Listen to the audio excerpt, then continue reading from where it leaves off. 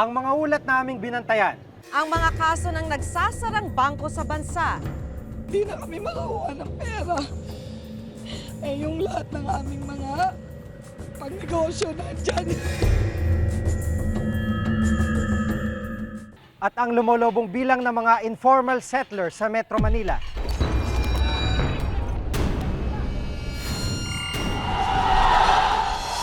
Makaawa po kami doon para may bahay kami dito. Dito, walang tubig, walang ilaw. Tapos mag-iigib ka pa sa malayo, doon sa puso.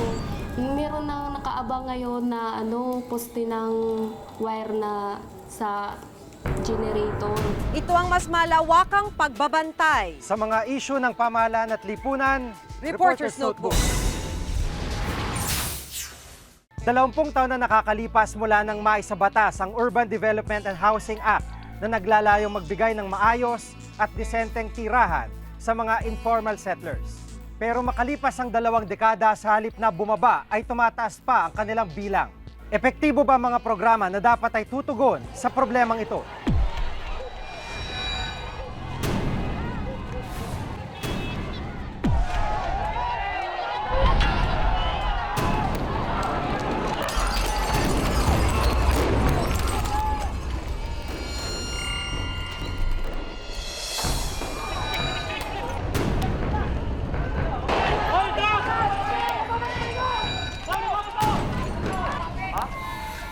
Tensyong sumiklab matapos magsagupa ang mga residente ng Silverio Compound at ang hanay ng kapulisan. Wala rito!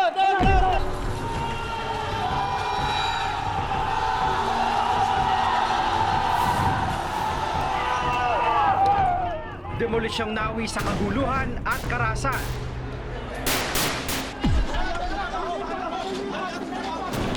O sige, sumama ka lang sa amin!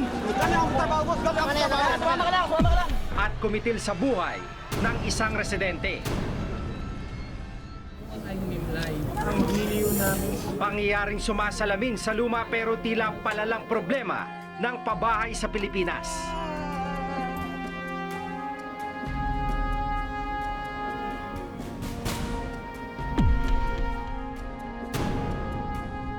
Sa paglipas ng taon, patuloy ang paglobo ng bilang ng informal settlers sa Metro Manila. Mula 2.1 milyong informal settlers noong 2002, nasa mahigit 3 milyon na ito noong nakaraang taon. Lumalabas na sa 12.5 milyong populasyon ng Metro Manila, 35% rito ay mga informal settler. Marami sa bilang na ito nakatira sa mga tinatawag na danger zones. Mapagilid ng riles ng tren, gilid ng mga ilog, at maging sa ilalim ng tulay. Nagsisilbing tahanan ng marami sa ating mga kababayan. Sa ilalim ng tulay ng Navotas, nakilala namin ang pamilya ni Ariel, 43 taong gulang. Sa loob ng 3 taon, dito na sila sa ilalim ng masikip, madilim at maliit na sulok ng tulay nakatira. Dito na rin ipinanganak ang kanyang 3 anak. Ako ay galing sa Navotas, sa hirap ng buhay, walang matirahan. Nalipat kami dito sa tulay. Kasi sabi ng may-ari ng inuupahan naming bahay, ibibinta na raw, kaya umalis kami. Makailang ulit na raw nilang naranasang masira ang ginawa nilang bahay, lalo na kapag dumarating ang malakas na agos ng tubig tuwing bumabagyo. Kwento pa ni Ariel, muntik na ring malunod ang panganay niyang anak matapos aksidenteng mahulog sa ilog. Bali yung anak ko, bali 5 beses na nahulog yan eh. Naagapan lang siya, nakikita ng mga kasama namin dito. Yung naililigtas naman. Mapanganib mang manirahan sa tulay, mas pinili nila rito dahil sa lapit raw nito sa kanilang kabuhayan.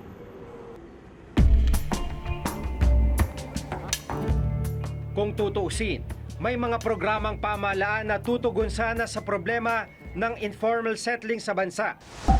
Isa na rito ang Republic Act 7279 o ang Urban Development and Housing Act of 1992 o UDHA. Layunin ng UDHA, mabigyan ng maayos na relocation site ang illegal settlers. Ang National Housing Authority o NHA ang natasang magpatupad nito. Kadalasan, no, yung relocation and resettlement, meron na tayong tinatawag naman na in-city, near-city, or off-city relocation. So, pinili natin, and it's not only NHA ang pumili ng resettlement site, but the residents themselves, yung affected residents, ang pumili din through our community-initiated approach to resettlement. Makaawa po kami doon para may bahay kami dito. Dito, walang tubig, walang ilaw. Tapos mag-iigib ka pa sa malayo, doon sa puso. Meron nang nakaabang ngayon na poste ng wire.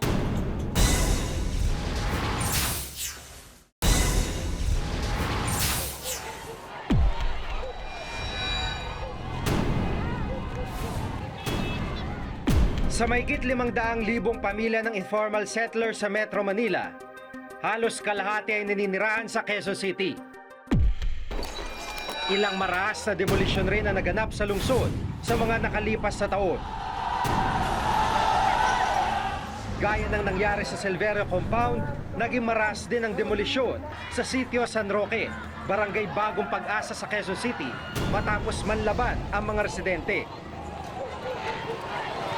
Umula ng mga bote, bato at gumawa rin ng human barricades ang mga residente upang mapigilan ang paggiba sa 130 tahanan. Takot ang naramdaman ng 69 na taong gulang at isa sa pinakamatandang residente ng sitio San Roque na si Aling Loreta habang nagaganap noon ang kaguluhan. Dekada 60 pa nang unang manirahan dito sa San Roque si Aling Loreta. Dito na rin sila nakabuo ng pamilya ng kanyang asawa. Government-owned ang lupa sa San Roque, pero plano ng National Housing Authority kasamang isang pribadong kumpanya na tayuan ito ng isang Central Business District. Sa kasalukuyan, may ilang opsyon ng pamahalaan para sa mga residenteng mawawalan ng tirahan. Una ay ang murang pabahay sa Montalban, Rizal at 1,000 pisong pocket money. Isang opsyon pa ay balik probinsya program kung saan bibigyan sila ng 24,000 pisong pauwi. Hindi nakakuha ng murang pabahay si Aling Loreta. Sa halip ay pinabalik siya sa Bulacan. Pero dahil wala siyang kabuhayan sa probinsya, pinili niyang bumalik sa sitio San Roque. Hindi nga nila ako pwedeng bigyan ng bahay dahil matanda na raw ako. Wala na akong kasama sa bahay. Siguro kanina walang magbabayad. Tinanggap ko na.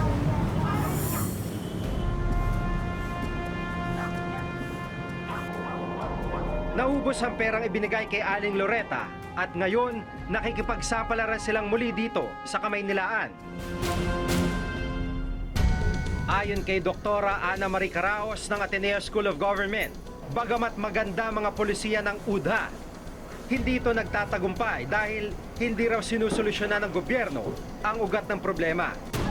Karamihan daw kasi sa mga relocation site, malayo sa pinagkukunan ng kabuhayan ng mga residente, kaya pilit silang bumabalik sa kanilang dating tirahan. Ang pinakalaging problema kasi sa mga distant resettlement sites ay yung hanap buhay nga. So, wala pang resettlement project na talagang nakapagsagawa ng isang livelihood program na naging sustainable at nakapagbigay ng hanap buhay sa maraming mga nailipat na tao. Wala pa talaga. So kasi napakahirap naman talaga na maglilipat ka. Kasi normally, ang mga resettlement sites natin ay doon sa mga lugar na medyo malayo sila sa mga employment centers. Auno ng nakarang buwan, nang lumipat dito sa Montalban, Rizal, ang pamilya ni Lisa Esperi, 21 taong gulang at may 2 anak. Makaawa po kami doon para may bahay kami dito. Bigla lang nagkasunog nung kasagsagan ng mga February.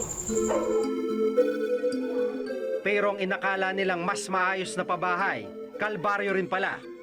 Inabutan nila itong walang pinto at bintana.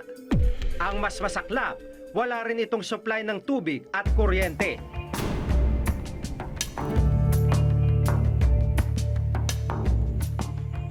Kaya pagsapit ng gabi, nangangapa sila sa dilim. Dito, walang tubig, walang ilaw. Tapos mag-iigib ka pa sa malayo, doon sa puso. Meron nang nakaabang ngayon na poste ng wire na sa generator. Pero hindi pa nila alam kung kailan magwa-wiring.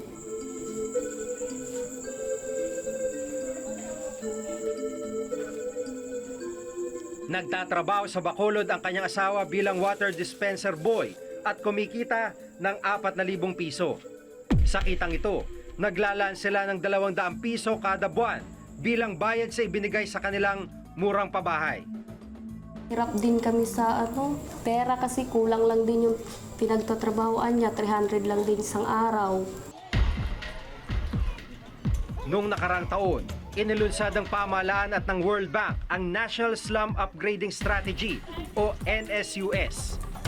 Layunin nitong mas mapaigting ang pagbibigay ng disenteng tahanan, gayon din ang pagtataas ng antas ng pamumuhay ng mga informal settlers.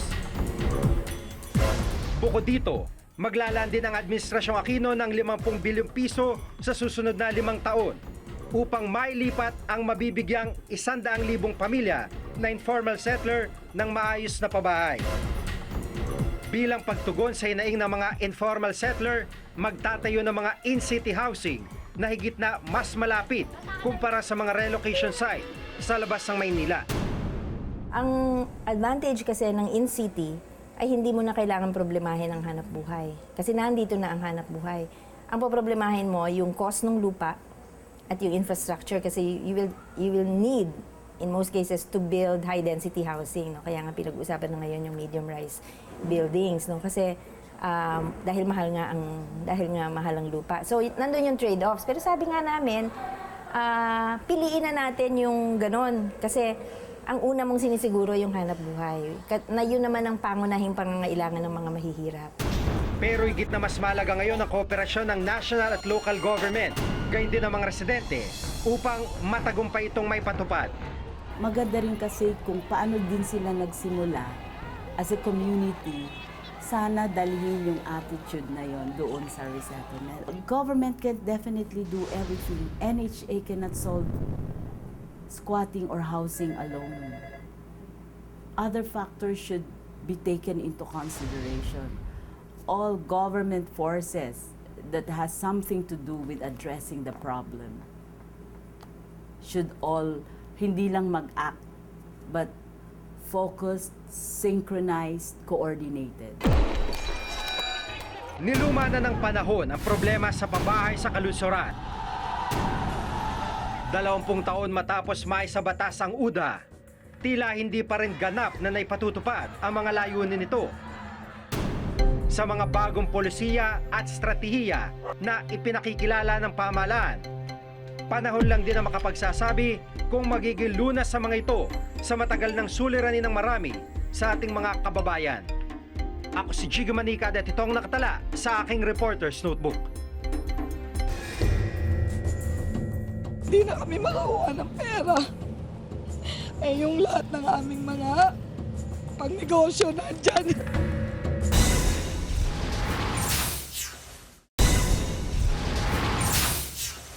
Sa loob ng isang dekada, mahigit 200 rural, thrift at commercial banks na ang nagsara. Ang masaklap, may mga depositors na hanggang ngayon hindi pa rin nababawi ang kanilang mga pinag-ipunan. Paano nga ba tinitiyak na may seguridad sa pag-iimpok ng pera sa bangko?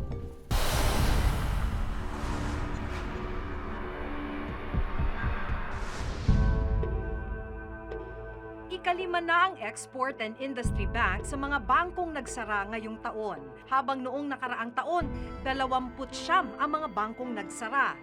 Sa kabila raw nito, nananatili pa ring matatag ang banking industry sa bansa. Pero hindi nito mapanatag ang mga depositor ng mga nagsarang bangko. Noong Biyernes, nagdeklara ng bank holiday sa may 50 branches ng Export Bank sa buong bansa. Humigit kumulang 16 na bilyong piso ang utang nila sa may 50,000 depositors. Hindi na kami makakuha ng pera. Yung lahat ng aming mga pangnegosyo nandyan. Yung pasweldo nga lang nila ngayong payroll Kulang pa ng kalahating milyon na ibibigay nila tapos makukuha mo June pa. Milyon-milyong pisong deposito raw ang account ni Annabel sa Export and Industry Bank. Yung lahat ng aming mga pangnegosyo nandyan. Nandyan sa kanila. Wala naman. Hindi man lang nila kami binigyan ng ng abiso. Ang laki-laki ng pera nakalagay namin sa kanila Hindi na raw kasi kayang bayaran ng bangko ang mga pananagutan nito sa mga depositors. Giit pa ng Bangko Sentral ng Pilipinas o BSP, hindi nila maaaring isa publiko ang katayuan ng isang bangko. Pinagbabawalan kami sa Bangko Sentral na ibunyag sa publiko ang katatayuan ng isang bangko. Ano ang sa tingin mo magiging epekto nun? Di, syempre, ang natural instinct naman ay magtakbuhan, kunin ang kanilang pera at kung yung mismong bagay na iyong iniiwasan na wag masarang bangko ay lalong mapapadali. Sa kabila naman daw ng mga pagsasara ng mga bangkong ito, mayroon namang deposit insurance na maaasahan. Ayon sa Philippine Deposit Insurance Corporation o PDIC, nagsimula na nilang iproseso ang deposit claims ng mga depositor ng Export and Industry Bank. Sakop ng insurance ang mga depositong nagkakahalaga ng kalahating milyon at pababa. Pero ang mga depositong nagkakahalaga ng mahigit sa kalahating milyon, walang kasiguruhan kung maibabalik pa. Marami pong nag-iisip ngayon, at yun yung nasa isip syempre ng mga depositor. Mababawi pa ba nila yung pera nila mula dun sa mga nagsarang bangko? That is not going to be as expeditious siguro as the ones that are covered by deposit insurance. Medyo matagal din yun kasi that has to go through the courts then and it depends on the asset quality of the bank at saka kung may mahahanap din kami na ready buyer, di ba? Kasi we have to liquefy the assets. Pagka nabenta yung assets ng bangko and there's still enough assets remaining to distribute among the creditors, then they will get it.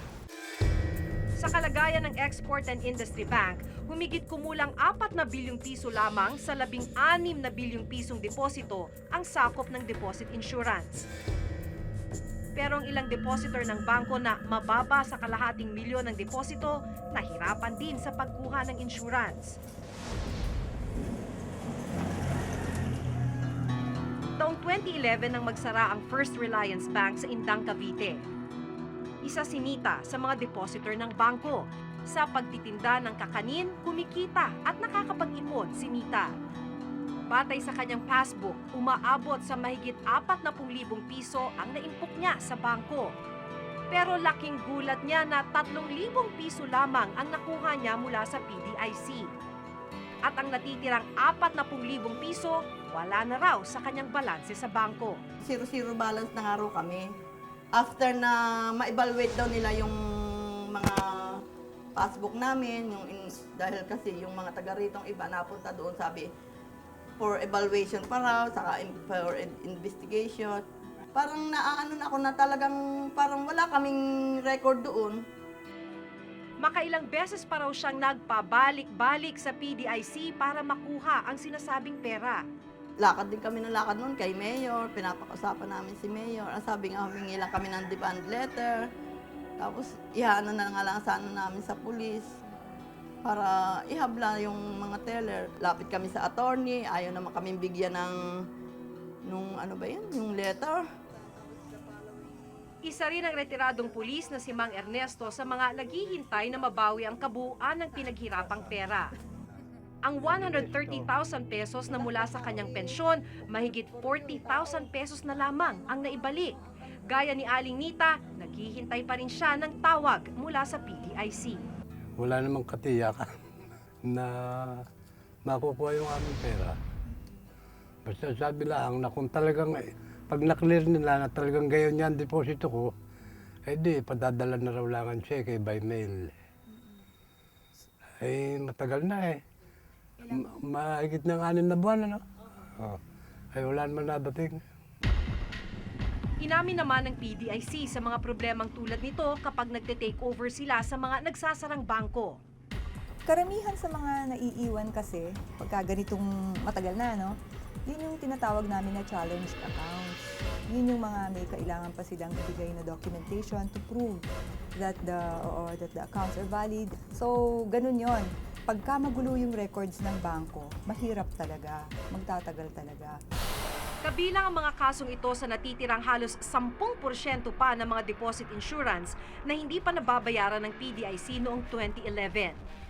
At sa 5 bangko ngang nagsara ngayong 2012, mahigit 50% pa lamang ng mga deposit insurance ang kanilang nababayaran. We have to be very sure that the accounts are really valid. Talagang account yun na may pumasok na pera sa bangko. And we have to be sure that we are paying the correct amount to the correct person. Sa investigasyon ng PDIC, lumalabas na sa mga nagsarang bangko, mula kapabayaan hanggang panluloko ng mga opisyal ng bangko ang dahilan. Katunayan, ayon sa PDIC, mahigit 80 kaso na ang naisampa laban sa mga may-ari ng mga bangkong naimbestigahan. Pero ang nakalulungkot naman, ayon sa BSP, halos wala pang napaparusahan. Dapat meron. So it must be a reflection of our justice system. Marami na kaming nasampahan ng kaso. Kaya lang, alam mo naman sa ating proseso na dadaan to sa ating hukuman. At doon medyo nagtatagal ang proseso. Sa ilalim ng Republic Act 7653 o ang New Central Bank Act, ang BSP ang nakatalagang ahensya ng pamahalaan na magsisigurong matatag ang bawat bangkong nag-ooperate sa bansa. Sa nakalipas na isang dekada, nasa mahigit 200 rural, thrift at commercial bank na ang nagsara sa bansa.